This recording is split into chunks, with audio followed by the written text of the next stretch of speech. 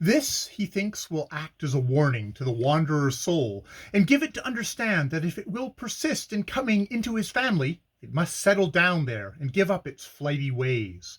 If a fourth child arrives in the family, it usually limps, and if it dies, the justly irritated parent cuts its body up carefully into very small pieces and scatters them, doing away with the soul altogether. The Kama country people of the lower Ogwe are more superstitious and full of observances than the upper river tribes. Particularly rich in fetish are the Nakomi, a Fernand Vaz tribe.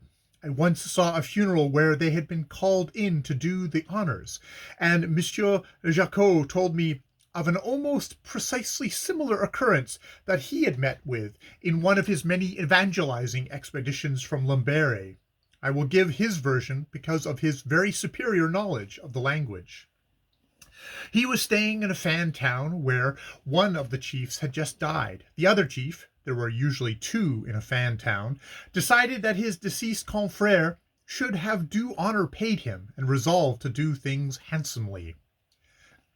The Fans openly own to not understanding thoroughly about death and life and the immortality of the soul and things of that sort. And so the chief called in the Nakome, who are specialists in these subjects, to make the funeral customs.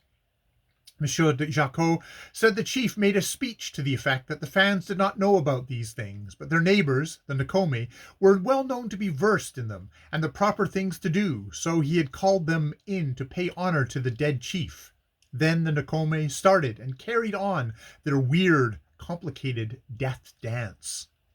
The Fans sat and stood round watching them in a ring for a long time, but to a rational, common-sense, shrewd, unimaginative set of people like the Fans, just standing hour after hour gazing on a dance you do not understand and which consists of a wriggle and a stamp and a wriggle and a stamp in a solemn walk or prance round and round to the accompaniment of a monotonous phrase thumped on a tom-tom, and a monotonous, melancholy chant uttered in a minor key interspersed every few minutes with an emphatic howl, produces a feeling of boredom.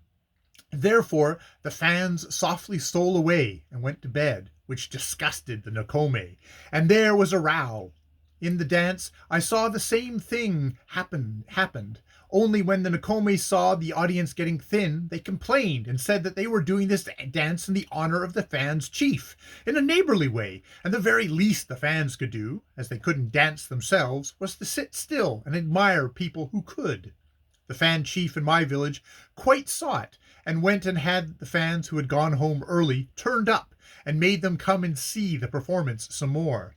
This they did for a time, and then stole off again, or slept in their seats, and the Nakome were highly disgusted at those brutes of Fans, whom they regarded, they said in their way, as Philistines of an utterly obtuse and degraded type.